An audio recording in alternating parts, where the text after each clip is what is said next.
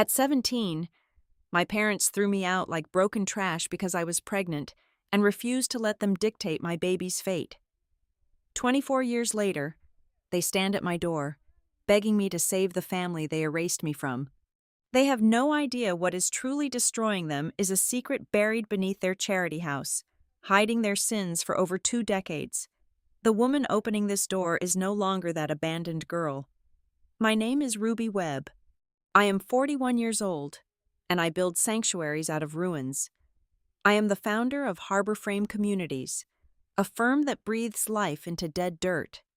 We buy abandoned motels, collapsed warehouses, and foreclosure tragedies across America, transforming them into affordable, dignified housing. I know the anatomy of a broken home better than anyone. I know how to strip a structure down to its studs, tear out the rot, and build something that can actually protect the people inside it. It was a Tuesday night in Denver. The wind howling down from the mountains, stripping the last dead leaves from the aspens. The temperature had dropped to a bitter 12 degrees. I was in my kitchen, pouring a glass of water, when the security chime echoed softly through the quiet house. The screen mounted on the marble island flickered to life, showing the feed from the front gate. There were 2 people standing in the harsh glare of the security light. I stopped breathing. The glass in my hand suddenly felt heavy, slick with condensation. It had been 24 years, 288 months of deliberate silence. Yet, the shock of recognition was instantaneous. A visceral punch to my gut. Dale and Marion Webb, my parents. Time had not been kind to them. The man who used to dominate every room he entered now looked shrunken. His shoulders bowed under the weight of an invisible, crushing load. His hair, once a thick, intimidating iron gray, was now thin and paper white. Beside him, Marion clutched her coat tightly around her frail frame. Her face was lined, drawn tight with a desperate, vibrating anxiety. They did not bring flowers. They did not bring a carefully wrapped gift or a handwritten card asking for forgiveness. They brought a thick, bursting manila folder, clutched to Dale's chest as if it were a shield or a lung keeping him alive. They looked like refugees fleeing a burning city, their entire existence hanging on whatever signatures or salvation they hoped to extract from me tonight. I pressed the intercom button. I did not ask who it was. I did not ask what they wanted. I simply pressed the button that unlatched the heavy iron gate. I walked to the front door and pulled it open. The freezing Colorado wind rushed in, biting at my face, but I did not shiver. I stood in the doorway, perfectly still, letting them make the long walk up the driveway. When they finally reached the porch, they stopped. They looked at me, taking in the tailored clothes, the quiet authority in my posture, the vast, glowing expanse of the modern home behind me. I could see the fracture in their minds, the inability to reconcile the terrified, pregnant 17-year-old girl they threw away with the woman standing before them. Marion was the first to break the silence. Her voice was thin, reedy, choking on a sob that sounded entirely manufactured. "Ruby, oh, Ruby, can we please come in? I just want to see my granddaughter." Please. The word granddaughter hung in the freezing air. Offensive and absurd. My daughter was 24 years old. She was a grown woman, a sharp legal mind, and she had absolutely no idea what these 2 people looked like in person. Dale cut his wife off.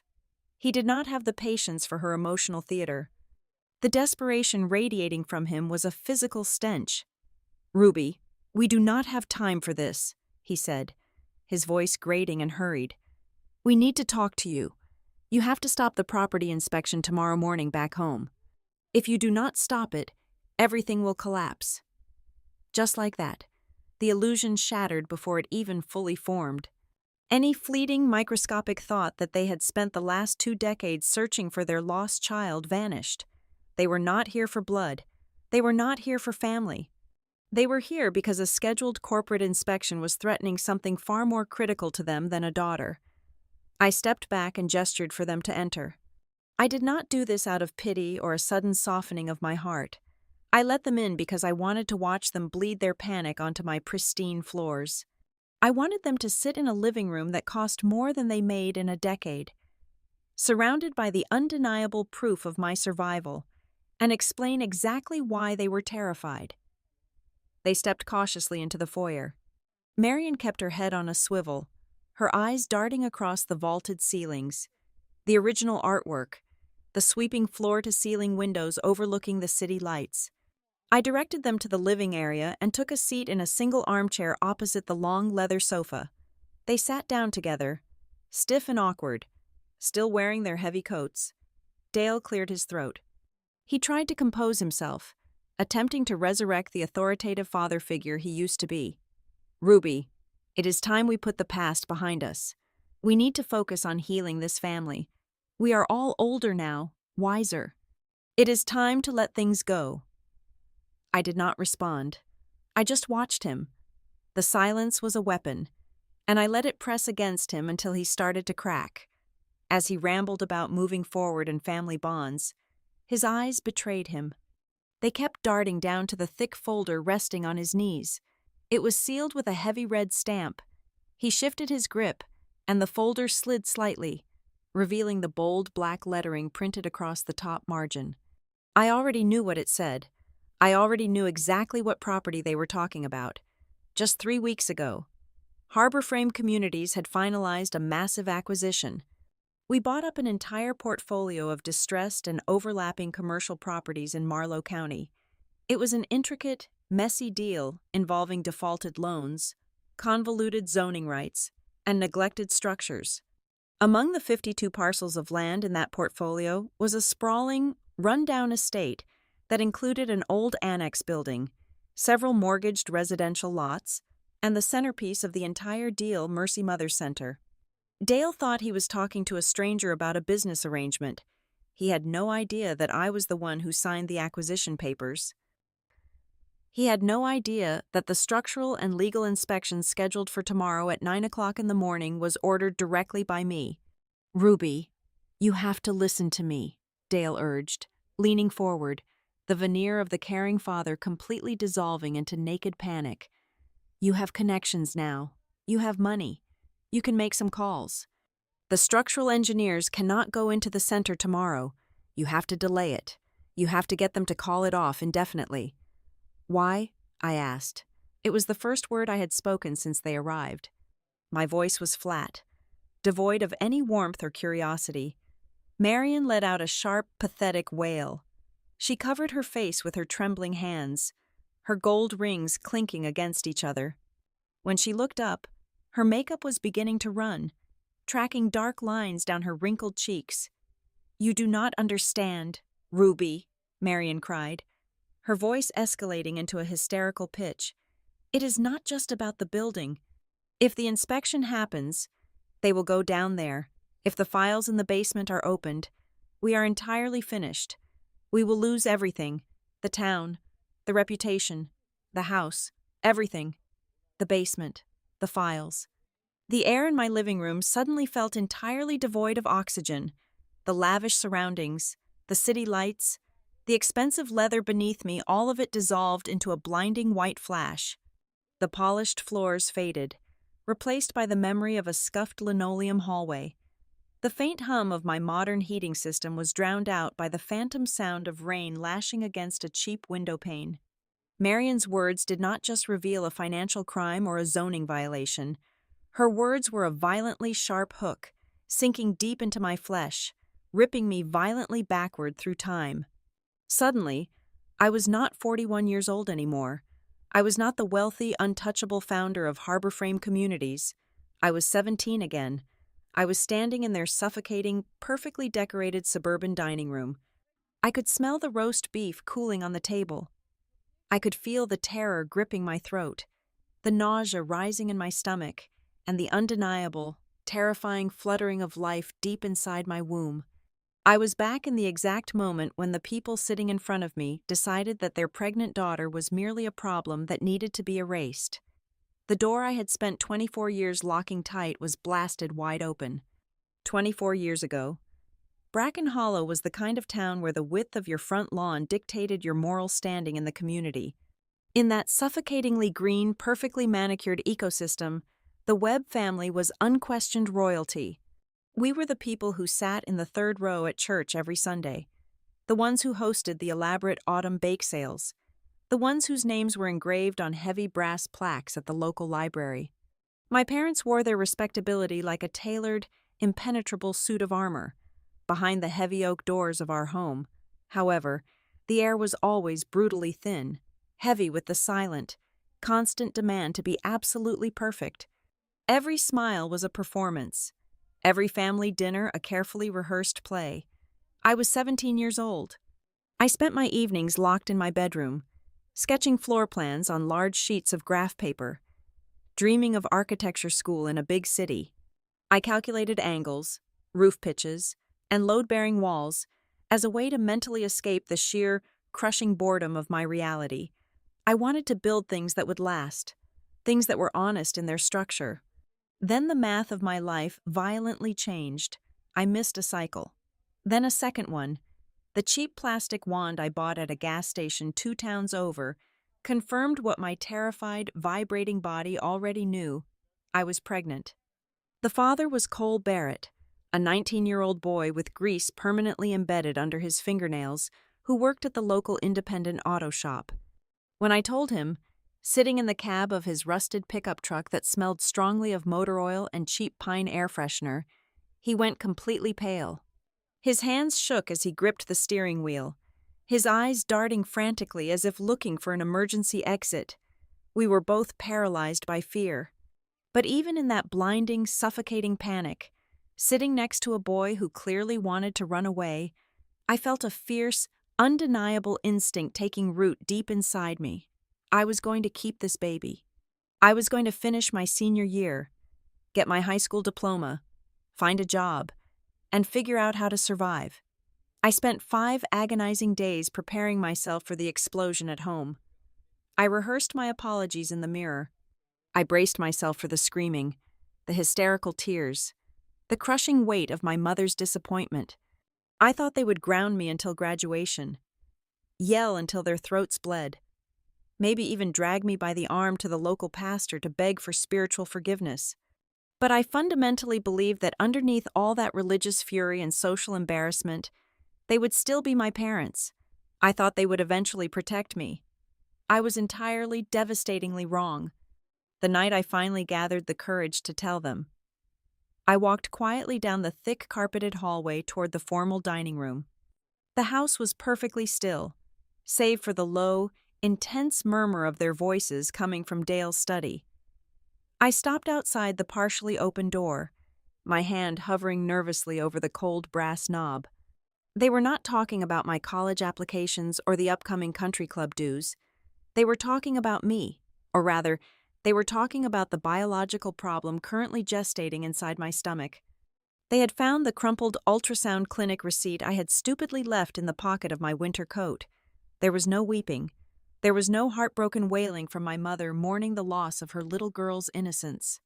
There was only the cold, precise, deeply cynical tone of a corporate board meeting facing a public relations crisis. "It is a complete disaster, Marion," Dale hissed, the ice clinking sharply against the glass of his scotch. "If this gets out to the zoning committee, the bank will pull the commercial loan on the South Ridge development instantly. They are already looking for an excuse to label me a high-risk borrower. A pregnant teenage daughter playing house with a high school dropout mechanic, it destroys the entire family brand. We lose the ridge." "We control the narrative, Dale," Marion replied. Her voice was smooth, terrifyingly calm, devoid of a single ounce of maternal grief. "I have already thought the whole thing through. We tell everyone at the club that she was accepted into an accelerated special study abroad program in Europe for her senior year. We pack her up this weekend." "And put her where?" Dale demanded, pacing the floor. "Mercy Mother's Home," my mother said effortlessly. The name hit me like a physical blow. It was the charity she aggressively fundraised for every winter. The heavily guarded, religious haven for troubled girls on the edge of the county. "She stays out of sight in the annex until the birth," Marion continued, her tone brisk and efficient. "I spoke with the intake director this afternoon, and Dale, listen to me carefully. I had lunch with the Whitlocks yesterday. They have been trying to adopt for over 3 years. They are desperate for a closed, highly discreet arrangement. If we facilitate this handover through the center, Gideon Whitlock is more than willing to make a massive, anonymous charitable contribution to the foundation. A contribution that can easily and legally be redirected as a grant to cover the South Ridge debt before the bank forecloses. I stood frozen in the dim hallway. The air completely left my lungs. The solid hardwood floorboards beneath my feet felt as though they were turning to ash. They were not just ashamed of my mistake. They were actively appraising my unborn child. They were calculating the exact monetary value of my baby to patch up a failing real estate deal and save their precious social standing. My child was nothing to them but a highly lucrative bargaining chip to keep the Webb name glowing brightly in the town registry. I pushed the heavy door open. It hit the wall with a dull, heavy thud. They both snapped their heads toward me. For a fraction of a second, I saw a flicker of genuine panic cross their faces, not because they had hurt me, but because they had been caught plotting. The panic was instantly replaced by a hardening, impenetrable mask of authority. "I am not going to any charity center," I said. My voice was surprisingly steady and low, even though my entire skeletal system felt like it was vibrating with rage and terror. "And I am not giving my baby to Gideon Whitlock or anyone else." Dale stood up slowly. He did not rush forward to comfort his daughter. He walked deliberately around his massive oak desk, his face set in stone. He looked at me not as his flesh and blood, but as a deeply flawed investment that had just tanked his entire financial portfolio. "You have absolutely no say in this matter," he stated, his voice stripped of any remaining paternal warmth. "You live under my roof. You eat the food I buy. You will do exactly as we have arranged, or I will legally compel you to do it." "No," I said, stepping backward toward the hallway, my hands instinctively covering my flat stomach. "It is my baby. You cannot sell my child to pay off your bad business loans." The physical slap I expected did not come, but his next action hit me significantly harder. Dale turned his back to me, walked to the guest closet by the study door, and pulled out an old faded canvas duffel bag. He threw it across the room. It landed at my feet with a heavy, dismissive thud. "If you walk out of this room insisting on keeping that mistake," Dale said, his eyes utterly dead and black, "you are no longer a Webb. You are nothing. You do not come back to this house. You do not call us. You cease to exist." He reached into his suit jacket, pulled out his leather wallet, and tossed a single piece of stiff paper onto the desk. It was a one-way bus ticket. "Pack whatever fits in that bag. You have 1 hour to get off my property." I turned my head and looked at Marion. I waited for the mother inside her to finally wake up. I waited for her to scream at him, to shield me with her body, to say that this was absolute madness and that they could not throw a pregnant 17-year-old onto the street. She remained perfectly still in her velvet armchair, her hands neatly and calmly folded in her lap. She looked down at my stomach, then slowly up at my face. Her expression was one of mild, tired irritation, as if I had carelessly spilled red wine on a very expensive rug. "You have ruined everything, Ruby," Marion said quietly, her voice slicing cleanly and deeply through the thick silence of the study. "Now, at least be useful for once." That single, meticulously cruel sentence severed the last remaining, fraying thread of my childhood. It did not break my spirit. Instead, it poured absolute liquid nitrogen over my heart, instantly freezing the terrified, desperate girl I was just moments before. The shock evaporated, replaced immediately by a cold, crystalline clarity that I had never experienced before. I realized in that exact second that the two people standing in this room were not my parents. They were simply predators protecting their territory. I did not cry. I did not beg them to reconsider. I bent down, picked up the canvas bag by its frayed strap, and walked out of the study. I went directly to my bedroom, shoved my architectural sketch pads, a few warm sweaters, and whatever small amount of cash I had saved into the bag. I walked out the front door into the freezing, biting night air, without looking back a single time. I became an absolute ghost to Bracken Hollow. But as I walked the 3 miles toward the desolate bus station, shivering violently in the dark, a silent vow cemented itself into my very bones. I would survive this night.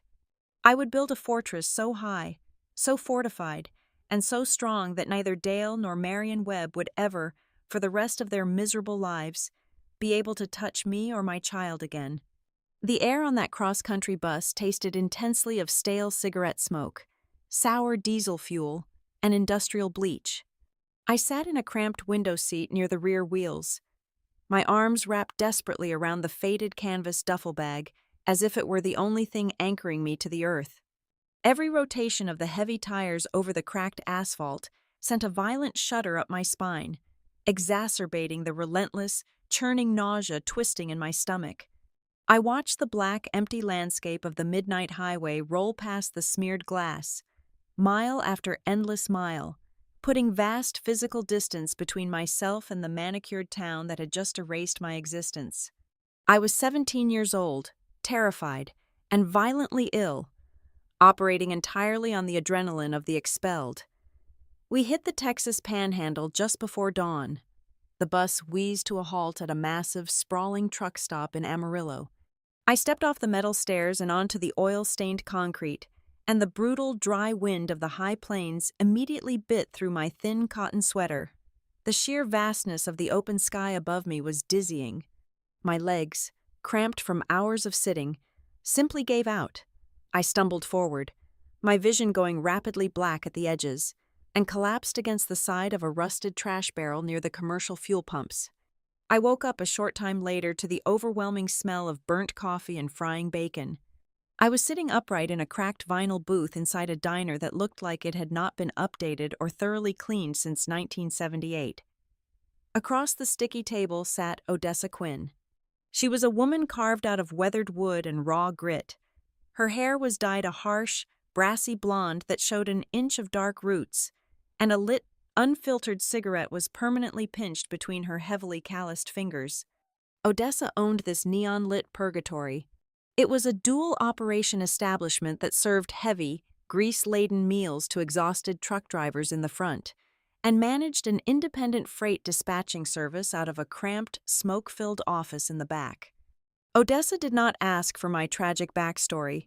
She did not ask for my last name, or where I had come from. She took one long, evaluating look at my pale, sweating face, my trembling hands, and the undeniable, subtle curve of my teenage stomach, and she understood the exact, brutal mathematics of my situation. She stood up, walked behind the counter, and returned, pushing a heavy ceramic plate of scrambled eggs, thick toast, and fried potatoes toward me. "Eat," she ordered, her voice sounding like gravel grinding against steel. After I choked down the hot food, she offered me a deeply unglamorous lifeline. I would get a narrow, squeaky folding cot in the windowless storage room behind the kitchen, one hot meal per shift, and a handful of crumpled cash at the end of every single week. In exchange, my body and my time belonged to the diner.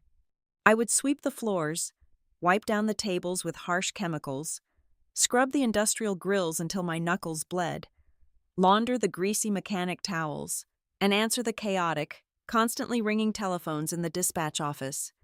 The first month was a brutal, waking nightmare of physical endurance. I worked the graveyard shift, clocking in at 10 at night and collapsing at 6 in the morning. I spent half my time sprinting blindly to the dark alleyway out back to violently empty my stomach into the gravel, my pregnant body vehemently rebelling against the extreme exhaustion and the thick, suffocating smell of deep-fried food. My hands blistered and cracked from the industrial bleach. My feet swelled and throbbed constantly inside my cheap, unsupportive canvas sneakers. There were nights when I felt certain I was going to collapse and die right there on the slippery linoleum floor. But every time the darkness threatened to pull me under, I stared at the red digital clock glowing on the wall and forced myself to draw breath. I reduced my entire existence to a microscopic scale. I told myself that if I could just survive the next 60 minutes, I would not perish. I learned how to blindly cling to tomorrow by surviving one agonizing hour at a time. My unexpected salvation came from the chaotic back office. It was a suffocatingly small room, the wood-paneled walls entirely covered in laminated highway maps, multicolored pushpins, and heavily annotated clipboards. Odessa made her real money matching independent, owner-operator truckers with loads of cattle, heavy machinery, and dry goods moving across the interstate system. It was a disorganized mess of carbon copy receipts, fuel logs, delivery manifests, and loud arguments over landline phones. Between wiping down the dining counters, I started stepping into that back room and organizing the loose paperwork just to keep my mind sharp.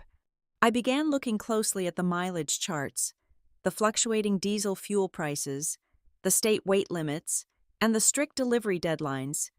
I suddenly realized that my brain, the exact same brain that used to obsessively calculate load-bearing walls, roof pitches, and architectural blueprints back in my old bedroom, perfectly understood this massive, moving web of logistics. I started calculating profit margins and fuel burn rates in my head. I learned how to route a driver hauling timber from Oregon to Texas in a way that circumvented toll roads and saved 12% on overall fuel consumption. I began predicting equipment delays before they happened. I found a deep, profound, and absolute comfort in the raw data. Numbers were honest. Numbers did not lie to your face. They did not care about your damaged social standing, and they certainly did not throw you out into the freezing night to protect a real estate investment. They simply added up logically, or they did not. I began managing the dispatch board, turning a chaotic room into a highly efficient machine. During my second month in Amarillo, a brief, foolish wave of vulnerability washed over me. It was not a desire to return to my parents, but rather a desperate need to affirm that I still existed in the universe they inhabited.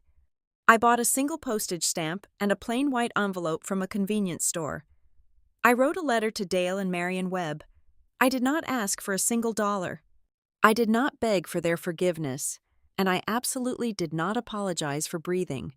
I wrote exactly 3 brief sentences stating clearly that I was alive, that I was employed, and that I was keeping my baby. I dropped it into the blue metal mailbox outside the truck stop, feeling a strange mix of defiance and sorrow. 3 weeks later, the exact same envelope was handed back to me by the local postman. Across the front, stamped in harsh, indifferent red ink, was a single word, refused. The seal was perfectly intact. They had not even bothered to tear it open. Around that same time, I used a public payphone attached to the diner's outer brick wall to call the independent auto shop back in Bracken Hollow. I asked the dispatcher for Cole Barrett. The man on the other end of the line paused, then told me that Cole had quit his job without notice. His parents had quietly packed up their house in the middle of the night and moved the entire family to another state to avoid the spreading town gossip. There was no dramatic betrayal. There was no cinematic confrontation where he stared into my eyes and chose a different path. It was just the pathetic, deeply mundane reality of human weakness. Cole simply faded into the background, letting his parents drag him away from the consequences of his own actions. I hung up the heavy plastic receiver and listened to the distant roar of the highway traffic. I accepted in that moment that not everyone who participates in creating a human life possesses the fundamental spine required to carry the crushing weight of it. That was the exact moment the final, agonizing truth settled permanently into my bones. The sharpest, most devastating pain of my new reality was not the bone-deep physical fatigue. It was not the aching joints, the constant nausea, or the terrifying fact that my entire net worth was exactly $42 folded tightly inside a hollowed-out paperback book hidden beneath my squeaky cot.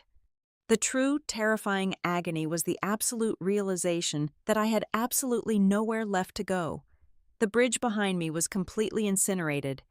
I had no safety net, no warm childhood bedroom to run back to when the world became too heavy to bear. I was standing alone on scorched, barren earth. From that precise second onward, my daily survival ceased to be a temporary, frantic reaction to a sudden crisis. The fear burned away, leaving behind a cold, hard iron core. My existence became a deliberate, permanent architecture. I was no longer just trying to make it to the next morning shift. I was pulling out the blueprints to build an entirely new version of myself, pouring the concrete foundation of my life entirely from scratch, using nothing but the dirt they had left me standing on. The rain began violently on a Tuesday evening, lashing against the grease-stained windows of the diner. I was sitting at the cramped dispatch desk in the back, tracing a freight route from New Mexico to Illinois with a red pencil, when the first contraction tore through my abdomen. It felt like a thick, serrated blade twisting deep into my lower spine. I gripped the edge of the cheap wooden desk, waited for the searing heat to pass, and forced myself to finish writing the manifest. By midnight, the pain had evolved into a relentless, crushing rhythm. The red pencil finally snapped in half between my trembling fingers. Odessa walked into the office to drop off a stack of diner receipts, took one look at my sweat-drenched face, and immediately grabbed her car keys. She drove her battered sedan down the flooded highway with terrifying speed, her hands gripping the steering wheel so tightly, her knuckles turned entirely white. Odessa spent the entire 20-minute drive to the county hospital furiously cursing the blinding rain, the hydroplaning tires, and the fundamental injustice of a universe that would force a child to give birth alone in the dark. I did not scream when my daughter was born. I pressed my lips together until I tasted the sharp edge of fear, channeling every ounce of my agonizing pain into the effort of pushing, absolutely determined to bring her into the world without making a sound. When they finally placed the small, violently crying infant onto my chest, the blinding fluorescent lights of the delivery room seemed to suddenly dim. I looked down at her tiny, perfect face, and I named her Tessa Webb. I kept the surname. I did not keep it out of some pathetic, lingering loyalty to the family that had discarded me. I kept it as a permanent, living monument of absolute defiance. I wanted Dale and Marion to know, if they ever heard that name spoken aloud, that they had fundamentally failed to crush me. I weaponized their pristine, highly guarded legacy. Tessa Webb would be the undeniable proof of their cruelty and the living embodiment of my survival. The true test of my resolve came the following morning. The exhaustion in my bones was absolute, a profound physical depletion that made simply keeping my eyes open feel like moving boulders. A resident doctor walked into my recovery room holding a metal clipboard. He had kind, tired eyes. He looked at my chart, noted my young age and my complete lack of emergency contacts, and gently sat down on the edge of the mattress. He softly explained that the county had excellent resources for temporary guardianship or closed adoption arrangements. He handed me a brightly colored brochure. For one microscopic fraction of a second, staring at the glossy paper, a wave of pure weakness washed over me. The temptation to simply hand over the terrifying, crushing responsibility of this fragile life was immense. But the instant that thought formed, the phantom voice of my mother echoed violently in my head, telling me to be useful by making my baby disappear. The weakness instantly evaporated, replaced by a fierce, possessive rage. I looked the doctor dead in the eyes, shoved the brochure off the bed, and pulled Tessa tightly against my collarbone. "No," I stated, my voice completely devoid of hesitation. "Nobody takes her from me. Nobody." The reality of the next 3 years was a brutal, grinding exercise in endurance. The mathematics of my existence were absurdly cruel. The cost of cheap infant formula, diapers, and the rent for the cramped, drafty apartment Odessa helped me find always vastly exceeded the meager wages I earned. I existed in a perpetual state of severe sleep deprivation. Tessa suffered from terrible colic, crying relentlessly through the darkest hours of the night. I would pace the narrow hallway of our apartment for hours, bouncing her gently, silently weeping from sheer, agonizing exhaustion. Odessa became our gruff, chain-smoking guardian angel. She never offered soft words of comfort, but she offered extra dispatch shifts whenever my utility bills threatened to drown me. When I was truly on the verge of collapsing, she would show up at my door, silently take the screaming infant from my arms, and order me to sleep for exactly 4 hours while she rocked Tessa in the kitchen. I knew fundamentally that dispatching trucks and scraping by on diner tips would not build the impenetrable fortress I had sworn to construct. I needed leverage. I needed credentials. I began studying for my high school equivalency diploma, propping heavy textbooks open on the kitchen counter while boiling bottles. After I passed the exams, I enrolled in a short-term certification program at the local community college, focusing intensely on transportation logistics, freight coordination, and construction estimating. I attended lectures in the evenings, furiously taking notes on load-bearing capacities, material supply chains, and project bidding, rushing back the moment class ended to relieve Odessa of babysitting duties. The pivotal shift in my trajectory did not arrive in a boardroom. It arrived in the chaotic aftermath of a natural disaster. It was late spring when a massive, violent tornado abruptly tore through the eastern edge of the county, entirely obliterating a sprawling trailer park and leaving dozens of low-income families instantly homeless. The local emergency services were completely overwhelmed, and the displaced residents were left shivering in the muddy parking lot of a nearby high school gymnasium. I was working the dispatch desk when the news broke over the crackling radio. Something primal and fiercely absolute clicked perfectly into place inside my mind. I did not ask anyone for permission. I simply reached for the heavy landline phone and began utilizing the vast, complex network I had quietly built over the years. I called independent truckers who owed Odessa favors. I contacted a commercial lumber warehouse manager I had studied with at the community college, negotiating aggressively for surplus tarps, heavy plywood, and framing studs at cost. I transformed the diner's back office into a makeshift emergency command center. I drew massive logistical grids on cardboard boxes. I orchestrated the rapid delivery of building materials, coordinated volunteer labor from the trucking community, and secured heavy-duty tents and portable sanitation units. Working entirely on adrenaline and black coffee, I personally managed the distribution of resources.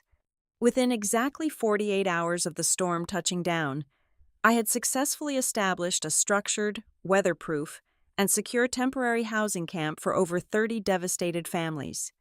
I stood in the mud at the edge of the camp 2 days later, watching exhausted parents finally put their children to sleep under dry, secure tarps. A heavy-set man in a mud-splattered work jacket approached me. He was the owner of a major local commercial contracting firm, and he had been watching me ruthlessly direct supply trucks all morning. He did not ask for my resume. He handed me his business card and offered me a salaried position managing emergency logistics and temporary housing structures for his active disaster recovery contracts. I took the card. The rough, thick paper felt like the key to an entirely new universe. Walking back to my car that evening, the realization hit me with the force of a physical blow. The path forward was not about outrunning my trauma. It was about weaponizing it. I possessed a deeply rare, visceral competence because I had intimately survived the absolute worst. I knew exactly how fast a life could be dismantled, but more importantly, I knew the precise, critical mathematics of rebuilding it from the dirt up. I understood, on a cellular level, that a roof was never just a collection of wood and nails. A secure door and a solid roof were the absolute baseline of human dignity, and I was going to spend the rest of my life building them. The disaster relief job was merely the ignition switch. Over the next decade, I parlayed those early chaotic logistics contracts into a small, fiercely independent project management firm. That modest operation eventually evolved into Harbor Frame Communities. My business model was fundamentally built on the discarded remnants of American infrastructure. While other corporate developers were fighting bitterly over pristine downtown high-rises and luxury waterfront condominiums, I was deliberately hunting in the absolute graveyard of commercial real estate. I bought hollowed-out motor lodges on the fading edges of interstate highways. I acquired bankrupt manufacturing warehouses with collapsed roofs and shattered windows.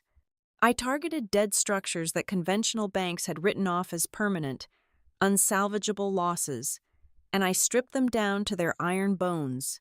I transformed those decaying spaces into highly functional, structurally sound, and dignified affordable housing units for shift workers, displaced families, and single mothers who had absolutely nowhere else to turn. I did not become a flamboyant billionaire posing on the decks of leased yachts or giving bloated speeches at exclusive retreats. My wealth was entirely concrete, anchored deep in the soil and reinforced by steel. My ascent was not fueled by inherited connections, Ivy League networks, or lucky market gambles.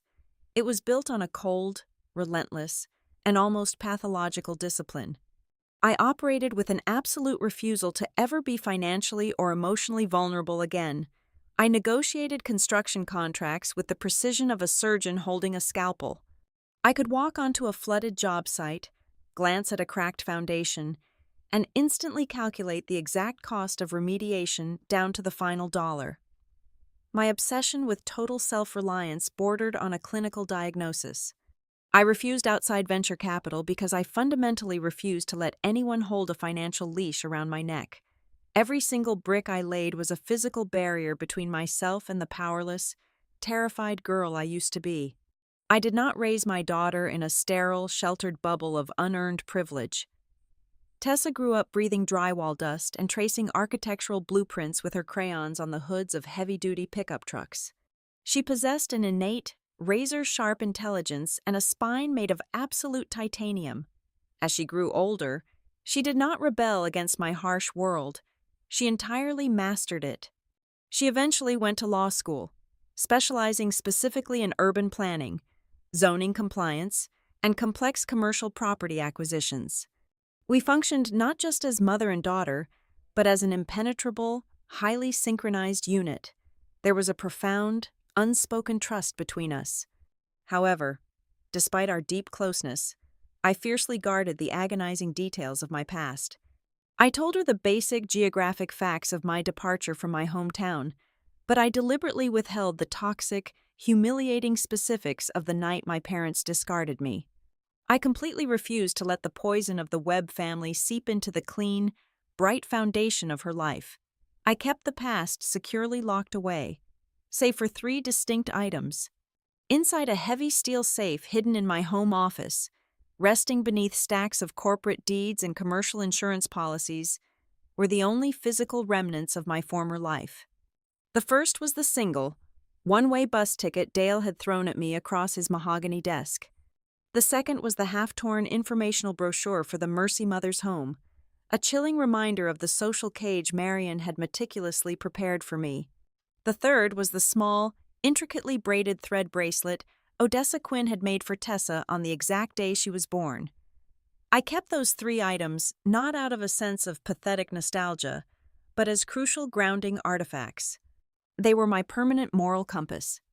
Whenever a corrupt contractor tried to intimidate me, or a hostile city council threatened to stall a low-income housing project, I would picture that faded bus ticket, and my resolve would instantly turn to solid ice. Fast forward to the present day, Harbor Frame Communities was no longer a scrappy underdog. We were a formidable, heavily capitalized force in the national real estate market. Several months ago, a massive, highly convoluted portfolio of distressed properties in Marlow County went into federal receivership. It was an absolute legal nightmare, a tangled, rotting web of defaulted commercial loans, unpaid property taxes, and cross-collateralized debts that had scared off every major developer in the state. I instructed Tessa and our senior legal team to ruthlessly dissect the portfolio. What they uncovered beneath the layers of bad accounting was a goldmine of severely undervalued acreage. We aggressively bid on the entire package and won. For me, in the very beginning, it was strictly a brilliant business maneuver devoid of any personal emotion. The portfolio included 52 distinct parcels of land. The crown jewel of the acquisition, from a developmental standpoint, was a sprawling, neglected tract that housed an aging facility known as the Mercy Mother's Center, along with several adjacent, dilapidated annex buildings. Buried deep within the sprawling legal paperwork was another asset tied intimately to the center's failing trust, the heavily mortgaged, highly leveraged residential estate belonging to Dale and Marion Webb. My parents had clearly spent the last 2 decades borrowing aggressively against everything they owned to maintain their fragile facade of wealth, ultimately tying their own home to the sinking financial ship of the charity they helped run. When I signed the final acquisition papers in Denver, I did not feel a sudden, cinematic rush of vindictive triumph. I merely saw prime acreage with messy but entirely solvable zoning issues. My initial plan was simply to raze the decaying structures and build a comprehensive, modern housing and legal counseling campus for young, at-risk women. The violent collision of my past and present was ultimately triggered by a simple public relations exercise. A highly respected national business journal decided to run a massive feature profile on harbor frame communities and my unconventional approach to urban redevelopment. The article focused extensively on my rise from an anonymous, struggling teenage mother to a major corporate player. The journalists insisted on photographing me at a prestigious community development award ceremony in the city. Tessa stood beside me in the photograph, looking brilliant and commanding in a tailored suit. The caption clearly printed both of our names, Ruby Webb, Chief Executive Officer, and Tessa Webb, Lead Compliance Counsel. That glossy magazine hit the newsstands exactly 1 week before the scheduled structural and legal inspections in Marlow County. It did not take a genius to understand the exact sequence of events that happened next. Dale and Marion, desperately scrambling to find out which faceless corporate entity had just purchased the massive debt that was about to swallow them whole, must have seen the article. They saw the name they had deliberately erased from their family tree 24 years ago. They saw the face of the daughter they had thrown out like garbage, now standing at the absolute pinnacle of the industry that was holding their financial execution orders. When the security camera chimed on that freezing Tuesday night, and I saw their terrified, aged faces staring into the lens, the final piece of the psychological puzzle snapped violently into place. My parents had not spent the last 2 decades searching the country for their lost child. They had not spent a single day agonizing over whether I was warm, or fed, or even alive. They had only bothered to track down my physical address when they realized I held the exact legal authority to save them from total ruin. They came to my door proving beyond a shadow of a doubt that they had never fundamentally changed. They were exactly the same ruthless, self-preserving operators they had always been, simply running out of victims. I remained perfectly still in the leather armchair, my hands resting lightly on the armrests, letting the heavy, suffocating silence stretch across the living room. Dale had begun his performance using the raspy, defeated tone of a weary patriarch at the end of his life. He let his shoulders slump, staring down at the expensive rug beneath his expensive shoes, murmuring about how the years had slipped away and how deeply the fracture in our family weighed on his soul. It was a masterful piece of community theater, but he lacked the stamina to maintain the illusion. Less than 5 minutes into his monologue about healing and forgiveness, the desperate businessman clawed his way back to the surface, his posture abruptly stiffened. The faux sentimentality vanished, replaced by the sharp, transactional urgency I recognized from 1,000 aggressive boardroom negotiations. "The structural inspection scheduled for tomorrow morning needs to be canceled," Dale stated, leaning forward, his eyes locking onto mine. "Specifically, you need to issue a direct order to your engineering team to completely bypass the lower levels of the Mercy Mother Center. They cannot breach the basement under any circumstances.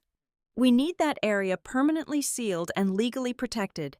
Before I could even process the sheer audacity of his demand, Marion lunged into the conversation. She deployed her tears with the practiced precision of a seasoned politician's wife. "You have to try and understand the context of the times. Ruby," she wept, pressing a heavily manicured hand against her chest. "We were entirely panicked. The social expectations in our circle were unbelievably rigid back then. The judgment would have destroyed all of us. We made a horrifyingly difficult decision, but you must believe we were trying to protect your honor. We wanted to shield you from the terrible stigma of being an unwed mother. It was a different era." I listened to her attempt to package absolute, unadulterated cruelty into a tragic tale of parental sacrifice. She was desperately trying to rebrand my forced exile as a benevolent act of social protection. I did not interrupt her. I did not scream that she was a liar. I simply let her speak. In the high-stakes world of corporate acquisitions, I had learned a fundamental truth about guilty people if you give them enough unbroken silence. they will inevitably hang themselves with their own words to fill the void. The longer I sat there without offering a single nod of validation or a spark of anger, the more erratic they became. My absolute lack of emotion deeply unsettled them. Dale, sensing his wife's emotional manipulation was failing to crack my exterior, forcefully took control of the narrative again, but in his rising panic, his internal filter completely disintegrated. "Ruby, you have to look at the bigger picture," Dale urged, his voice tight and breathless. "This is not just about our family anymore. If your people go down into that facility, they are going to find things. The old intake records, the operational logs, the secondary ledger for the donor trust." He wiped a bead of sweat from his forehead, completely unaware of the massive intelligence he was casually handing me. "There are highly prominent people in our community who will be violently pulled into a federal scandal if those filing cabinets are cracked open. We are talking about individuals who will be dragged down right alongside us. The collateral damage will be catastrophic." The air in the room shifted. My pulse, which had been steady, gave a single, sharp thud against my ribs. Intake records, a secondary ledger, a donor trust. Collateral damage involving prominent citizens. Until this exact second, I had assumed my parents were terrified of some mundane financial fraud. Perhaps they had embezzled from the charity to pay off their personal debts, or maybe they had forged zoning permits. But Dale's frantic vocabulary painted a vastly darker, more complex picture. This was not a simple case of a failing real estate deal. This was an institutional conspiracy. The basement of the Mercy Mother Center was not just hiding their personal shame. It was holding the entire structural integrity of a massive, coordinated lie. Sensing he had my attention, Dale moved swiftly to close the deal. He straightened his tie, slipping effortlessly into the role of a broker offering a mutually beneficial merger. "We have a proposition," Dale said, his tone turning crisp and formal. "A way out that benefits everyone involved. Harbor Frame Communities releases a public statement tomorrow. You announce that, out of deep respect for the historical value of the Mercy Mother Center, you are designating the original structure as a preserved community heritage site. No demolition. No invasive structural audits of the foundations." Marion nodded eagerly, dabbing her dry eyes with a tissue. "And we will host a beautiful reconciliation gala," she added, her voice dropping into a conspiratorial whisper. "A grand event to show the town that our family has healed. You will attend as the guest of honor, and we would finally have the profound joy of meeting Tessa. Just a simple, elegant photograph of the 3 generations together for the local papers. It would completely repair the family brand." I stared at them, a cold, clinical fascination washing over me. They were entirely serious. They were offering me a staged public relations event as compensation for 24 years of absolute abandonment. "In exchange for your cooperation," Dale continued, pulling a crisp, heavily notarized document from his thick folder and sliding it across my glass coffee table, "I am prepared to immediately transfer the deed to the Bracken Hollow estate directly into your name. Free and clear of any current liens, we will downsize, and you will receive your rightful share of the family assets early. It is a highly generous settlement. Ruby," I looked down at the deed. "How? After all this time, after everything I had built with my bare hands and a bleeding spirit, this man honestly believed that the ultimate price tag for my trauma was a piece of heavily mortgaged suburban real estate. He still thought I was a terrified teenager who could be bought off with an allowance. The fact that I did not immediately throw the paper back in his face seemed to give them a surge of false hope. They leaned back slightly, exhaling as if the most difficult part of the negotiation was over. I slowly raised my eyes and met Dale's gaze. My voice, when I finally spoke, was entirely devoid of warmth, anger, or even basic human inflection. It was the voice of a machine calculating a fatal trajectory. "I have a single question," I said softly. "Anything," Dale replied quickly, offering a tight, anxious smile. "Ask anything you need to feel comfortable with the arrangement. If you truly spent the last 288 months missing your daughter," I began, enunciating every single syllable with razor-sharp precision. "Why is tonight the very first time you have ever knocked on my door? Why did your profound desire for family healing only miraculously occur the exact week my corporation purchased the deed to the property, hiding your deepest secret?" The artificial smiles vanished from their faces instantly. The question hung in the air, stripping away every layer of their polite, sanctimonious facade. They had no strategic defense against absolute, undeniable logic. Marion began to hyperventilate. The polished, controlled matriarch completely shattered. She gripped the edge of the sofa cushions, her knuckles turning white, and she let out a raw, unfiltered shriek of absolute terror. "Because if that basement is opened," Marion gasped, her voice cracking wildly, "not just us, but this entire town will go completely insane. You will destroy everything." That was the spark. That single hysterical confession was the ignition switch I needed. I stood up from my chair. I did not yell. I did not point a finger. I simply walked over to the front door, disengaged the heavy deadbolt, and pulled it wide open, letting the freezing Colorado wind rush back into the foyer. "Get out of my house," I commanded. Dale opened his mouth to protest, to try and salvage the shattered negotiation, but he looked into my eyes and saw absolutely nothing but a vast, frozen wasteland. He swallowed hard, grabbed his folder, and quickly pulled his weeping wife up by her elbow. They hurried out into the biting cold without looking back, terrified of the monster they suddenly realized they had created. I closed the door, I locked the deadbolt, I walked into my kitchen, poured a small glass of cold water, and drank it slowly, feeling the ice slide down my throat. Then, I picked up my phone and dialed my lead compliance counsel. Tessa answered on the second ring. "Are you still awake?" she asked, her voice sharp and clear. "I need you to come to the house immediately." I said, "Bring your encrypted laptop and every single file we have on the Marlow County acquisition." "What is going on?" Tessa asked, her tone shifting instantly into professional alert. "I am finally going to tell you exactly how I left my hometown 24 years ago," I replied, staring at my own reflection in the dark kitchen window. "And then, we are going to pivot our entire strategy. We are no longer just redeveloping a piece of commercial real estate. We are going to rip the concrete foundation out of that town and expose exactly what I escaped from." We arrived in Marlow County on a Thursday morning. A fleet of black utility vehicles bearing the Harbor Frame Community's logo rolled through the quiet, fading streets like an invading army. Our official mandate, filed meticulously with the county clerk, was a routine structural and environmental audit prior to breaking ground for redevelopment.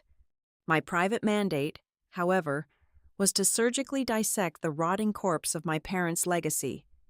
The Mercy Mother Center stood at the end of a long, overgrown driveway. It was a sprawling, imposing brick colonial structure with tall, white pillars, trying desperately to maintain the illusion of a peaceful sanctuary. To me, it just looked like a heavily fortified tomb. The lock on the heavy basement door was thick and rusted shut from years of neglect. My lead contractor did not hesitate. He used an industrial grinder to cut through the iron chain in under 3 minutes. I walked down the narrow, steep concrete steps, the beam of my heavy flashlight cutting through the stale, suffocating air.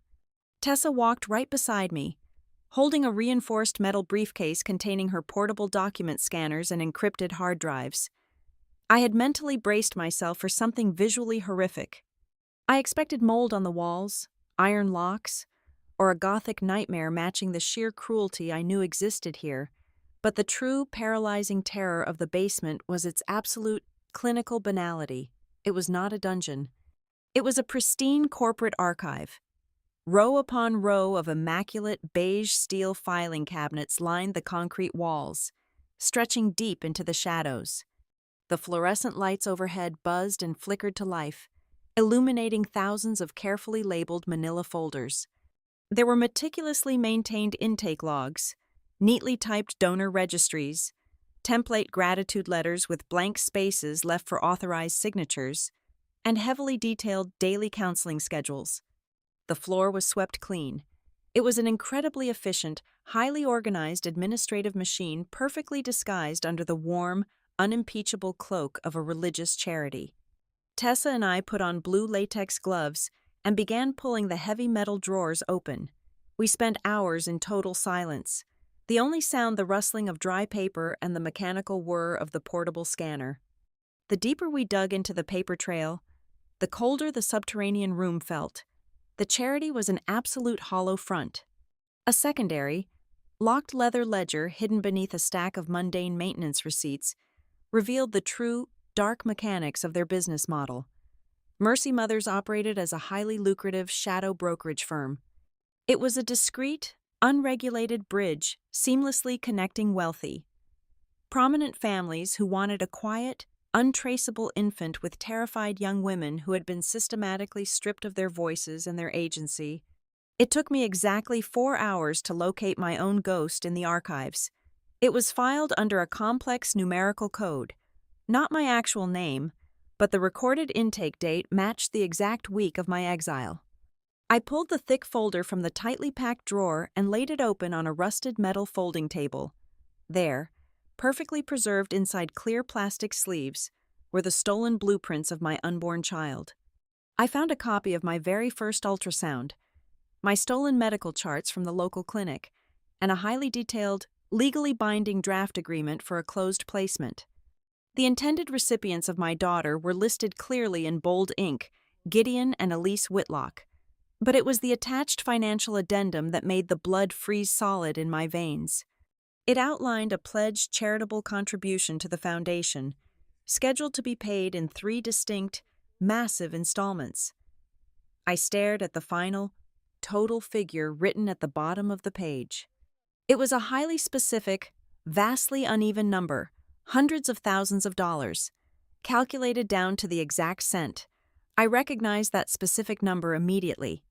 It was the exact same figure Dale had owed to the commercial bank to save his failing South Ridge real estate development 24 years ago. The next afternoon, we secured a meeting with Lila Morrow. She was a former registered nurse who had worked the grueling night shifts at the center during that specific era. She agreed to meet us in the back booth of a faded diner 3 towns over, constantly looking over her shoulder as if she expected to be followed. She was a woman drowning in decades of silent, corrosive guilt. She gripped her thick ceramic coffee mug with trembling hands and confirmed the darkest, most insidious mechanics of the operation.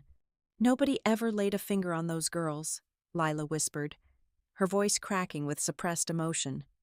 "Physical abuse leaves visible marks. Marks draw state health inspectors and unwanted questions.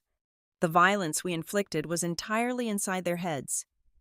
She explicitly detailed the systematic, psychological dismantling of the pregnant residents. The girls were completely isolated from the outside world. Their outgoing mail was heavily censored, and incoming letters from sympathetic relatives were routinely destroyed. They were subjected to daily, grueling group counseling sessions designed to entirely break their fighting spirits. They were repeatedly told by figures of authority that they were permanently stained, that keeping their babies was an act of profound, unforgivable selfishness that would destroy the child's life, and that surrendering the infant to a superior, wealthy family was their only possible path to moral redemption. They engineered a highly effective factory of despair, specifically designed to manufacture absolute compliance. I returned to our temporary field office at the hotel later that evening, feeling as though I had swallowed a handful of crushed glass. Tessa was sitting cross-legged on the carpeted floor, completely surrounded by towering stacks of copied ledgers, county property records, and historical bank transfer logs she had legally subpoenaed through our corporate acquisition rights. She looked up at me, her eyes red and heavily exhausted, but burning with a fierce, terrifyingly analytical fire. "I found the connecting wire," Tessa said, her voice dropping to a low, steady hum that vibrated with suppressed anger. She pointed to a massive, complex timeline she had drawn on a whiteboard. "I tracked the date of the Whitlock pledge in your specific intake file. Then, I cross-referenced that exact date with the county clerk records regarding your father's near foreclosure on the South Ridge property. She picked up a thick red marker and drew a hard, heavy line between two distinct dates on the board. The Whitlocks made a massive, non-refundable initial deposit into the charity's discretionary trust account a mere 3 days before you were kicked out of the house. It was essentially a good-faith retainer to secure the closed placement of your baby. Exactly 24 hours after that money cleared the trust, an identical, to the penny amount, was miraculously transferred from the charity into your father's private holding company, subsequently paying off the aggressive bank lien and saving his development from being seized by the state. The room went completely, terrifyingly silent. The disparate pieces of the puzzle slammed together with a brutal force that physically knocked the breath out of my lungs. Dale had not been waiting for me to give birth. He had not been waiting to see if I would change my mind. He had already sold the rights to my baby. He had already taken the massive advance payment from the Whitlocks, laundered the cash through Marion's unregulated charity, and used it to save his own financial skin before he even brought the proposition to me in his study that night. When I stood in that room 24 years ago and flatly refused to surrender my child, I was not just causing a minor social embarrassment for the Webb family. I was blowing up a massive, highly illegal financial transaction that he had already fully executed. I was instantly turning him into a thief who had taken a 6-figure sum from one of the most powerful families in the county without the ability to deliver the promised merchandise. The brutal, agonizing truth finally laid itself completely bare under the harsh, artificial light of the hotel room. Dale and Marion did not throw me out into the freezing night merely because they were ashamed of my teenage pregnancy. They did not banish me to protect their flawless country club reputation or to hide a moral failing from their peers. They discarded me because I had flatly refused to become the human collateral that saved them from total bankruptcy. They threw me away because, by fiercely protecting the life growing inside me, I had ruined their most lucrative, desperately needed transaction. I was not a daughter making a mistake. I was a failing asset that had to be liquidated immediately. The psychological warfare began exactly 48 hours after we breached the basement. Dale did not wait for my legal team to file an injunction. He understood that whoever struck the first public blow controlled the battlefield. He ran straight to the local media. On Monday morning, the front page of the county newspaper featured a massive, above-the-fold editorial. The headline painted Harbor Frame Communities as a predatory, soulless corporate conglomerate determined to bulldoze a sacred sanctuary. Dale gave an impassioned, completely fabricated interview claiming my company was attempting to destroy a vital institution that had protected hundreds of vulnerable young girls over the decades. He framed himself as the weary but resilient guardian of local morality, standing bravely against greedy developers. Marion executed a perfectly synchronized flanking maneuver. She flooded the local television stations and community social media boards with heavily curated nostalgia. She released dozens of old, sepia-toned photographs from past charity galas, showing smiling local politicians cutting ribbons. More devastatingly, she provided the press with a thick stack of typewritten thank you letters, allegedly written by the young women the center had saved.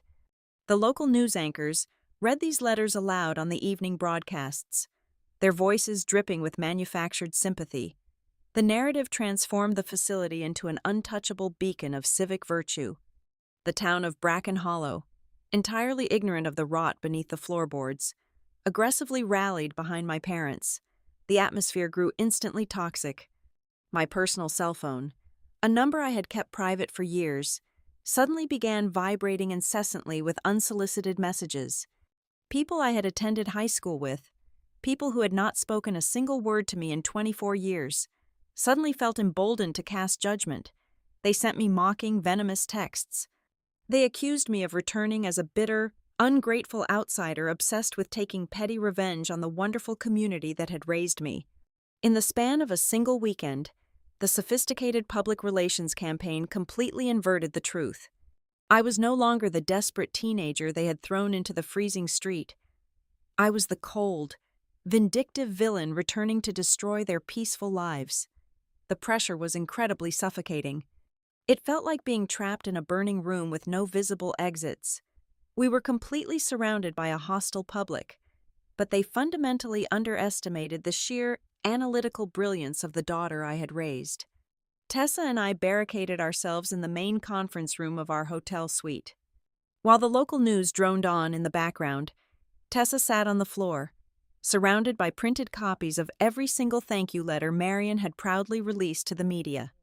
She was not reading them for emotional context, she was dissecting them like a forensic linguist.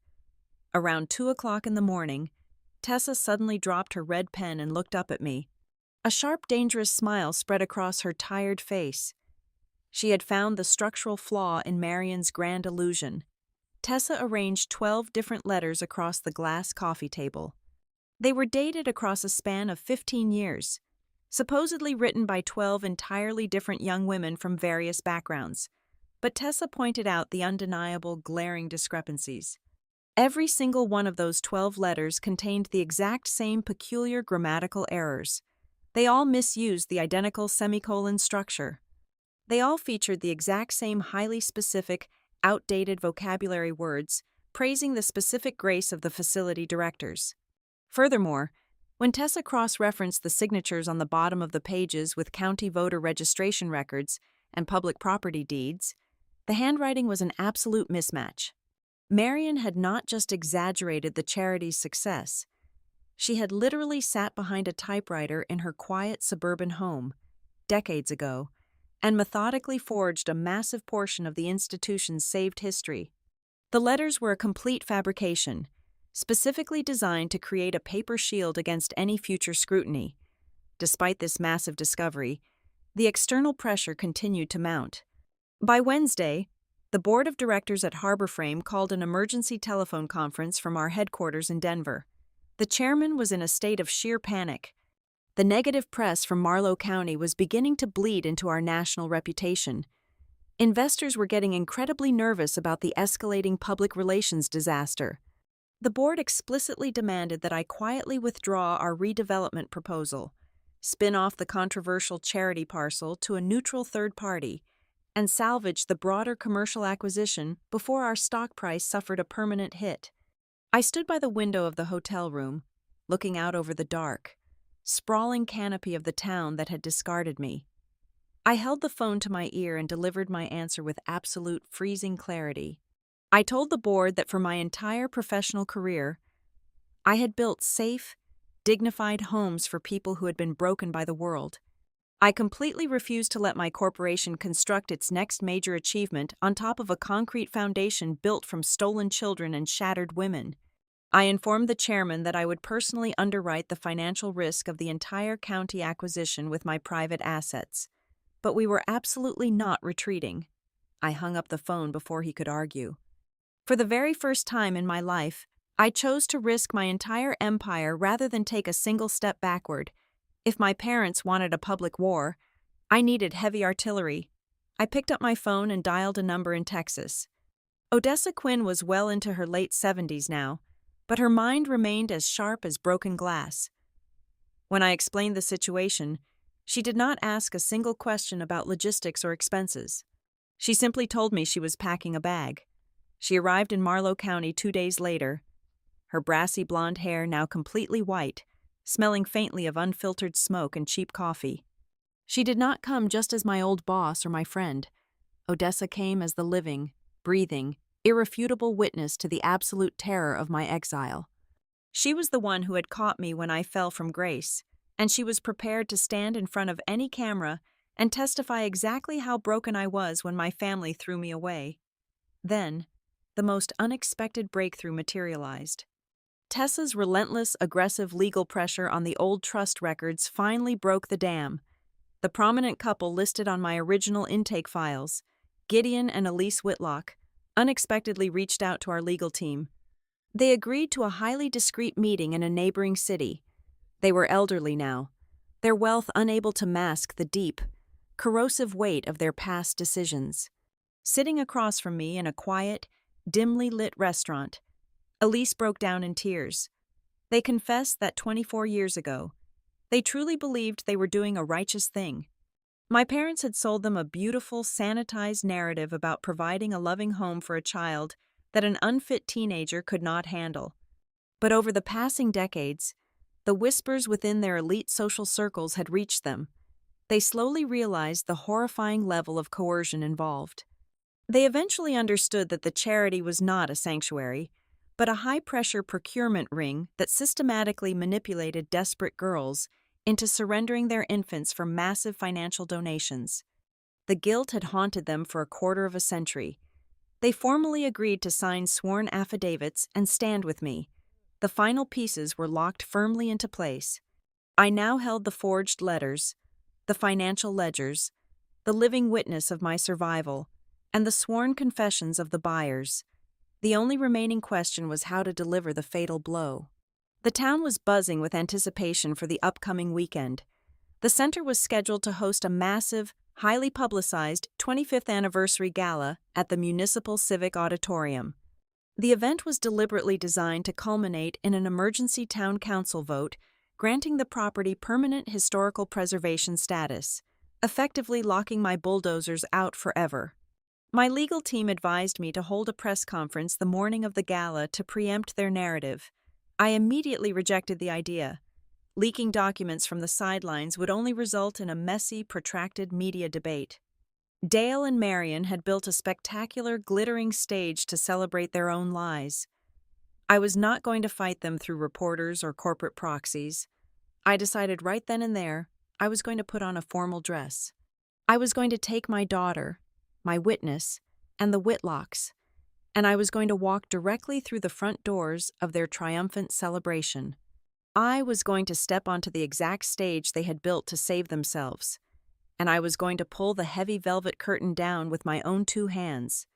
The Bracken Hollow Municipal Civic Auditorium had been polished to a blinding shine for the 25th anniversary gala. They had spared absolutely no expense. Heavy velvet drapery framed the massive stage, and crystal chandeliers cast a warm, forgiving glow over the town's elite. Waiters in crisp white shirts circulated with silver trays of champagne. It was designed to be a coronation, a spectacular public relations victory lap to permanently seal the historical preservation of the Mercy Mother Center. I stood in the darkened vestibule just outside the main double doors, listening to the swelling classical music spilling from the sound system. Inside, Marion was feverishly working the floor. Through the small glass pane of the door, I watched her glide between the linen-covered tables. She was wearing a floor-length emerald gown, her smile practically vibrating with manic energy. She had carefully orchestrated the seating arrangements to create a visual trap. At the center VIP table, right in front of the press cameras, there were 3 prominently reserved chairs, one for herself, one for Dale, and one specifically placed between them with a beautifully embossed name card that read, Tessa Webb. Marion's strategy was brutally simple. She wanted to force my daughter into the frame, creating an undeniable image of a reconciled, multi-generational family. If I walked in and dragged Tessa away, I would instantly become the unhinged, bitter antagonist destroying a beautiful community celebration. If I sat down, I implicitly endorsed their entire charade. I did not walk in alone, and I certainly did not walk toward the VIP table. When the main doors swung open, I entered the auditorium in absolute silence. I wore a perfectly tailored charcoal suit, my posture rigid and unyielding. Walking shoulder to shoulder with me was a ghost fleet they never saw coming. On my right was Odessa Quinn, her jaw set like carved granite, wearing a simple dark dress and radiating an aura of absolute intolerance for foolishness. On my left stood Gideon and Elise Whitlock, their faces pale and strained, holding hands as they prepared to destroy their own reputations in full public view. Behind them walked Lila Morrow, the former night nurse, clutching her purse with trembling fingers. Trailing us was the formidable legal department of Harbor Frame Communities, alongside an independent, state-certified forensic property auditor carrying a heavy leather briefcase. We did not cause a commotion. We simply fanned out and occupied the entire back row of the hall, standing in the shadows like a firing squad waiting for the command. The classical music faded, and a polite applause rippled through the room as Dale Webb approached the heavy oak podium at the center of the stage. He adjusted his microphone, looking out over the sea of faces with the practiced, benevolent gaze of a lifelong philanthropist. Behind him, a massive projection screen displayed a softly lit, looping video of the charity's manicured gardens. "Ladies and gentlemen, friends and neighbors," Dale began, his voice echoing with deep, manufactured warmth. "For a quarter of a century, the Mercy Mothers Center has stood as a beacon of hope in this county. We have provided shelter, guidance, and a fresh start for hundreds of vulnerable young girls who had lost their way." I stood perfectly still at the back of the room, letting him weave his rope. He needed to feel completely invincible. "Recently," Dale continued, gesturing vaguely toward the crowd, his eyes scanning the tables, "there have been unfortunate whispers, corporate interests looking to develop our sacred ground. But I stand before you tonight to say that family, community, and moral duty will always triumph over greed. In fact, I am profoundly hopeful that my own daughter, who has achieved remarkable corporate success, now understands the fundamental value of our family legacy and will join us in preserving this institution forever." A murmur of approval swept through the audience. Dale gripped the edges of the podium, leaning into his final, fatal declaration. "Let me be absolutely, unequivocally clear to this entire town and to the Preservation Committee here tonight," Dale stated, his voice ringing with righteous indignation. "Mercy Mothers has never, not for a single second, profited from the tragedy of any girl. Our doors were opened out of pure Christian charity. Every single operational record, every intake file, and every financial ledger is completely transparent, deeply humane, and entirely beyond reproach." He had just locked the final bolt on his own cage. I caught Tessa's eye across the room. She was standing near the audiovisual control booth at the side of the stage. She gave me a single, barely perceptible nod. Instantly, the looping video of the peaceful gardens on the massive screen behind Dale vanished. The screen went pitch black for 2 seconds. Then, with a harsh, glaring brightness that illuminated the entire stage, a highly detailed, chronological forensic timeline materialized. The polite murmurs in the audience stopped dead. Dale turned around, squinting against the bright light, his smile freezing into a mask of pure confusion. The first document projected onto the 20-foot screen was the heavily redacted bank transfer order from the Whitlock Family Trust, showing a massive 6-figure deposit routed directly into the Mercy Mothers Discretionary Fund. Beside it, linked by a stark red arrow, was an identical transfer receipt dated exactly 48 hours later, moving the precise same amount of money out of the charity and directly into Dale Webb's private real estate holding company. The third document in the chain was the official county clerk notice confirming the complete payoff of Dale's South Ridge commercial land debt on that exact same afternoon. The town preservation chair, a stern-faced woman seated at the front table, stood up abruptly, her chair scraping loudly against the polished floor. The town council members beside her began whispering frantically. Dale frantically tapped the microphone. "There seems to be a technical error," he stammered, his face draining of all color. "Turn that off." Someone cut the projector feed, but the projection did not stop. The screen transitioned to the final, devastating piece of evidence. It was a high-resolution scan of my personal intake file from 24 years ago. My coded patient number was highlighted in bright yellow. Below the medical notes and the Whitlock closed placement agreement was a single line of text, handwritten by Marion Webb, magnified until it filled the entire center of the screen. The cold, jagged cursive letters read clearly for the entire town to see: placement priority approved upon removal from family residence. A collective, horrified gasp echoed through the civic auditorium. The implication of that single sentence was inescapable. The entire room, filled with people who had defended my parents just hours prior, suddenly understood the exact, chilling mathematics of my banishment. The Webbs had not simply hidden a pregnant teenager. They had brokered a highly lucrative transaction to save their own bankruptcy, and the absolute, non-negotiable condition of closing that sale was throwing their own daughter out of their home to ensure she could not interfere with the handover. The atmosphere in the auditorium violently fractured. The preservation chair marched directly toward the steps of the stage. She grabbed a secondary microphone from the floor director. "Mr. Webb," the chairwoman announced, her voice echoing sharply over the rising chaos of the crowd.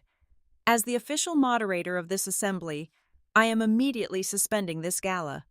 This is no longer a historical preservation hearing. We are transitioning this room into an active evidentiary review, and I am formally requesting the county authorities present to secure the premises." At the VIP table, the illusion completely shattered. Marion Webb let out a low, guttural wail. Her legs gave out, and she collapsed heavily against the linen-covered table, knocking over a crystal centerpiece. It shattered onto the floor, sending water and flowers spilling across her expensive emerald gown. She covered her face with her hands, rocking back and forth in absolute, uncontrollable terror. Dale entirely lost his mind. The polished philanthropist evaporated, replaced by a cornered, frantic animal. He lunged forward, gripping the wooden podium so hard his knuckles turned white, screaming into the main microphone. "This is a complete fabrication," Dale roared, his voice cracking wildly, echoing off the high ceilings. "Those documents are stolen. They lack context. You do not understand the financial pressure I was under.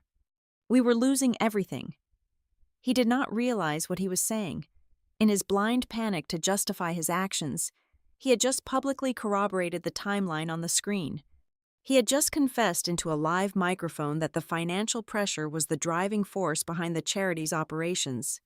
His powerful, arrogant declaration of total transparency from just 3 minutes prior had completely sealed his own exit route. He had built a massive, public stage to save himself, and I had simply let him use it to broadcast his own execution. I walked down the center aisle of the auditorium. The heavy silence in the room was absolute, broken only by the sharp, rhythmic click of my heels against the polished hardwood floor. I did not rush. I walked up the short wooden steps and stepped onto the stage. I was no longer the terrified 17-year-old girl trembling in the Webb family dining room, begging for basic parental protection. I was a woman who understood the precise, devastating gravity of documented evidence and the absolute power of perfect timing. I approached the heavy oak podium. Dale instinctively recoiled, stumbling backward until his shoulders hit the projection screen. I did not look at him. I looked out over the sea of wealthy, influential citizens who had spent decades funding my parents' pristine illusion. "My name is Ruby Webb," I said, my voice steady and echoing clearly through the massive hall. I did not cry. I did not raise my voice to convey anger. I spoke with the cold, clinical precision of an architect dismantling a condemned building. "I am the daughter they threw away 24 years ago. But they did not throw me away because of a moral failing. They used social shame as a sharpened knife to cut me out. They used this charity as beautiful, unimpeachable packaging. And they used the unborn child growing inside me as financial leverage to save themselves from total ruin." I gestured to the back of the auditorium, where my witnesses stood like pillars of iron. "You do not have to take my word for it," I continued. "Lila Morrow, a former night nurse at this very facility, is standing in the back row. She has already provided sworn statements detailing the systematic psychological abuse inflicted upon the young women housed here. They were actively isolated, heavily pressured, and brainwashed into believing that keeping their own babies would destroy their lives. Gideon and Elise Whitlock are also here tonight. They have formally confirmed that their massive financial contributions were an unspoken, mandatory condition for securing a discreet adoption through this center. And Odessa Quinn, the woman who found me severely malnourished and deeply terrified at a truck stop in Texas, is standing right beside them. She can testify that I did not run away in a rebellious teenage phase, as my mother has so tearfully claimed to this town for over 2 decades. I was thrown onto the street with absolutely nothing but a single canvas bag and a one-way bus ticket. A low murmur of absolute horror rippled through the audience. People were shifting uncomfortably in their seats, turning their heads to look at the witnesses standing resolutely in the shadows. Then, Tessa walked up the steps and joined me on the stage. She did not look like a grieving granddaughter. She looked like the lethal, brilliant corporate attorney she was. She held a clear plastic evidence sleeve in her right hand. She stepped up to the microphone. "My name is Tessa Webb," my daughter announced, her voice ringing with absolute authority. "I am the child that Dale and Marion Webb attempted to sell to cover their bad commercial loans. During our forensic audit of the center's archives, we located my mother's original intake file. Inside it was a handwritten note authored by Marion Webb, detailing the internal strategy regarding my mother's refusal to surrender me." Tessa raised the plastic sleeve and read the words aloud, pronouncing every single syllable with devastating clarity.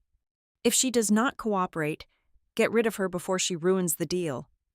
The entire civic auditorium instantly turned into a block of solid ice. The sheer, calculated malice of that single sentence eradicated any lingering shadow of a doubt.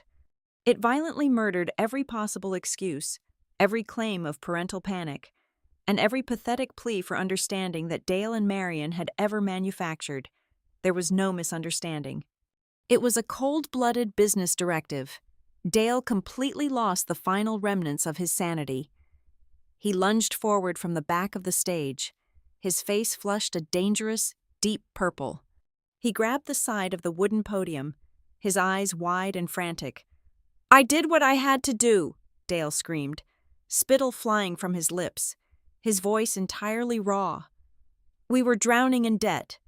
You have absolutely no idea what it takes to keep a legacy alive, to keep a family from starving in the dirt. I made the hard choices to keep us afloat." He stopped abruptly, his chest heaving. The silence that followed his outburst was entirely lethal. In his desperate, flailing attempt to justify his cruelty, he had just delivered his final, irrefutable confession. He had just admitted, loudly and publicly, that he viewed his own teenage daughter and his unborn granddaughter as nothing more than disposable tools in his own pathetic equation for financial survival. The fallout was instantaneous and utterly spectacular. The county financial investigators and the civil attorneys I had brought with me immediately stepped forward from the wings of the stage. They bypassed me entirely and approached the town preservation chair, handing over the massive stacks of subpoenaed ledgers, banking transfers, and sworn affidavits. Warrants were executed on the spot. By the time the sun rose the next morning, every single file in the Mercy Mother's basement would be seized, and every associated trust fund would be permanently frozen by federal order. In the audience, the reaction was equally swift, the wealthy donors sitting at the linen-covered tables, the very people Dale had relied upon to grant him his historical preservation status, began standing up. One by one, they turned their backs on the VIP table. They understood instantly that their generous charitable donations had been unknowingly fueling a massive, manipulative machine cloaked in religious morality. They were disgusted. They walked out of the auditorium in droves, leaving Dale and Marion entirely isolated in the center of their shattered, ruined kingdom. I stepped back up to the microphone to deliver the final, fatal blow. I did not strike them with anger. I struck them with absolute, undeniable progress. Harbor Frame Communities is not going to demolish the Mercy Mother Center, I announced, my voice slicing clearly through the remaining chaos. The room went dead silent again. "We are going to retain full ownership of the land. We are going to strip this building down to its studs, tear out every single trace of its toxic history, and completely rebuild it. It will be renamed Quinn House. It will function as a state-of-the-art housing facility, offering comprehensive legal counsel, vocational training, and childcare support specifically for young mothers and teenagers who have been abandoned, coerced, or discarded by their families. And for its entire initial operational phase, it will be 100% free of charge." I looked directly at Dale and Marion for the very last time. They were sitting completely motionless at their ruined table, staring at the shattered crystal on the floor. They were entirely destroyed, not by my vengeance, but by the overwhelming, blinding light of the truth. The true ending of my story did not happen that night. The true ending did not involve watching my parents being dragged away in handcuffs or listening to them beg for a forgiveness they would never receive. The ending arrived on a crisp, bright Tuesday morning exactly 8 months later. The heavy iron gates of the newly renovated property stood wide open. The dark, imposing brick of the old colonial structure had been painted a warm, inviting white. The overgrown gardens had been cleared and replaced with bright, open playgrounds and secure walkways. I stood on the wide front porch, breathing in the clean morning air. A few feet away from me, Tessa was smiling warmly, handing a shiny new set of brass keys to a terrified but deeply hopeful 19-year-old girl holding a sleeping infant. Odessa Quinn sat on a wooden bench nearby, a cup of hot coffee in her hand, watching the exchange with a quiet, satisfied smile on her weathered face. I stood right on the very threshold where, 24 years ago, I had been violently erased from another person's life, but this time, I was the one holding the door. I placed my hand firmly against the heavy wood, keeping it propped wide open, absolutely ensuring that as long as I possessed breath in my lungs, not a single girl would ever be thrown out into the cold again. Thank you all so much for listening to my story today. Please let me know where in the world you are listening from in the comments below, so we can connect and share our thoughts on this journey. Do not forget to subscribe to the Daisy Revenge Stories channel, like this video, and show your support by hitting the hype button so that this story can reach and inspire even more people.